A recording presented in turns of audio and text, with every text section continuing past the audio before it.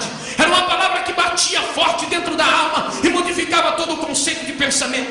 Jesus vem mostrando a sua glória dentro daquele lugar massacrado pelos bárbaros, todos que vieram, os déspotas que dominaram a história e fizeram da história manchas de sangue para mostrar que eles tinham poder. Homens com muito poder, mas com pouco coração. Homens esses que viriam a ver a glória do Senhor manifesta. Quando eu olho para Jesus Cristo falando bem-aventurados humildes, os simples de coração, Ele está quebrando o orgulho judeu. Ele está quebrando tudo o que eles esperavam por Messias. Ele está dizendo que Ele veio para matar a sede daquele que está sedento. Aquele que está sedento segundo o conceito judaico, ele era um homem pobre, miserável, talvez era consequência do pecado de seu pai e de sua mãe, por isso vivia daquele jeito. Ele olhava para eles, abraçava todos e convidava para ser seus discípulos. Se minha mãe me visse andando com Pedro, eu tenho certeza que ela não deixaria andar com ele, porque ele andava com uma faca na cintura. Se não anda com esse menino não é gente boa. Por quê? Porque ele anda com uma faca na cintura. Jesus convida ele para ser pregador e revela para ele o céu e diz que sobre esta revelação mostraria a sua igreja. Jesus vem mostrando isso. E nós sabemos, como eu estava dizendo, que essa é a cultura que cercava, era o contexto que marcava a tônica do ministério de Jesus. As mulheres pouco apareciam, mas quando apareciam, eram escorraçadas na história, como essa que eu li. Essa mulher foi pega em pleno ato de adultério, e isso me chamou a atenção. Eles estavam arrastando esta mulher pela cidade, todos nós sabemos, já ouvimos vários pregadores falando sobre isso. Estavam no caminho de matar. A pena capital para uma mulher que era pega em adultério eram pelo menos 3, sabe quais? Queimada, degolada e apedrejada. Ela e aquele que estava com ela. Mas havia uma incógnita aqui. Eles estavam arrastando a multidão que estava gritando fervorosamente para que aquela mulher fosse morta, querendo a justiça segundo a lei, usando a lei de Moisés para julgar. Começa assim então a encontrar-se com uma outra multidão que está na sua contramão. E nesta multidão, no meio dela, era um homem que estava ensinando com autoridade e falando sobre o reino dos céus. Eles encontram então a Jesus naquele meio de caminho, no meio daquela caminhada, lançam a mulher no meio, toda aquela multidão vai se abrindo, Jesus fica olhando para ela, eles olham para Jesus e começam a indagar acerca da lei. Jesus começa a ser indagado acerca das questões das leis mosaicas, e diz: a lei de Moisés diz que as tais têm que ser apedrejadas. Tu, pois, o que dizes? Aí está. Jesus não veio para abrogar a lei, ele mesmo disse isso. Ele não veio para tirar a lei, mas antes veio para cumprir. Jesus veio para cumprir a lei. Nós sabemos que o decálogo foi dado para que o povo pudesse aprender e tivesse uma legislação dentro da nova situação pós o exílio, o cativo, aliás, pós o cativo dentro do Egito. Era importante ter liturgia, era importante ter leis que regia, porque eles estavam sendo reapropriados a terra que havia sido jurada a Abraão. Eles tomariam posse de uma terra que mandaria leite e mel, por isso deveriam ter condições legais para que tivessem condições de ter contato e comunhão um com os outros e também com Deus, para que a bênção de Deus viesse sobre eles e o poder de Deus fosse manifesto através deste povo que foi eleito por Deus. Mas pelo contrário, eles começaram a usar a lei de forma ilegal, não interpretavam e não sentiam mais o prazer de viver para Deus.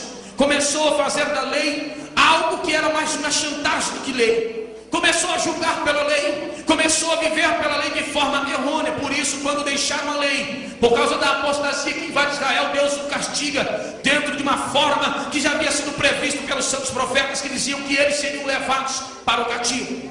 Quando eles retornam, nós sabemos muito bem, todos eles voltam com aquela carinha de cachorro que caiu da mudança, mas querendo de novo a glória de Deus. Por isso Deus revela que a glória da segunda casa seria bem maior do que a da primeira, porque o próprio Deus estaria junto com eles e mostraria a sua glória.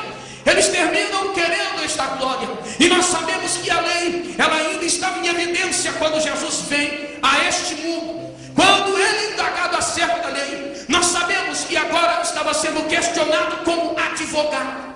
Diga para o seu irmão: Jesus é advogado. Vai advogar a tua causa hoje aqui. Você veio aqui hoje, não veio, irmão, para sentir poder. Hoje o poder da misericórdia te abraça aqui. Jesus então começa a fazer algo inusitado. Primeiramente, ele não pode ir contra aquilo que está sendo dito. Então ele precisa, como um advogado, examinar tudo aquilo que está sendo dito, os atos, as entrelinhas, para que possa saber dentro dos incisos da lei, dos parágrafos, dos 10 mandamentos, como iria absorver aquela mulher. Ele não podia burlar as leis, porque estava ali para cumprir. Isso foi o que ele disse. Ele disse que veio para cumprir a lei e agora era a hora. E isso foi a prerrogativa que eles trouxeram, dizendo: a lei diz isso. E agora? O que você vai fazer? Ela deve ser apedrejada. E você imagina o estado daquela mulher, seminua, mostrando seus seios, porque era assim que deviam ser apedrejados. Estava ali pronta para ser apedrejada, havia apanhado, tomado bufetes pelo meio do carro, toda aquela vergonha pública. Ela já estava sem moral. Lança-se aos pés de Jesus. Mas mal sabiam que lançaram diante do advogado dela. Mal sabiam que lançaram sobre o advogado dela. O advogado dela não vai usar das articulações que os advogados comuns. Ele se abaixa e começa a escrever. Não. E ali eu quero fazer uma ponte para o livro de Mateus. Mateus, como eu disse aqui, não escreveu como todo judeu escreveria. Ele colocou mulher dentro da árvore genealógica de um homem. Não era comum, a não ser que estas mulheres fossem diferentes. Primeiramente ele cita o nome de uma mulher chamada Tamar. Quem já ouviu falar de Tamar aqui? Levanta a mão. Parece que pouco. Quem outros ouviram, digam glória a Deus. Eu ouvi, pastor. Quem não ouviu, preste atenção. Tamar era uma das filhas de Jacó. E ela era rejeitada, porque na casa onde havia só homens, só uma mulher não tinha expectativa nenhuma de um quinhão de terra. Ela se casa, e todos nós sabemos que Judá, o seu sogro, lhe dá filhos para que ela case com eles. Mas havia a morte, e Deus castiga todos eles, de maneira que ela fica viúva. E havia somente um filhinho mais novo, e não tinha ela mais nada a fazer a não ser despedida, porque assim regia o costume da época. Ela já não tinha esperança porque não tinha gerado filhos, e agora era a hora de enviá-la embora. Mas o amor, o afeto faz com que Judá diga para ela: fique aqui, espere esse menino crescer. Quando este menino crescer, você vai ter ele por seu esposo. Ela então crê naquela promessa e espera ali dentro, com as suas humilhações, com seus complexos, com as suas depressões. Toda mulher tem, quando é ferida sentimentalmente, uma dificuldade maior de ser tomada de novo a sociedade, a autoestima, porque foi ferida sentimentalmente.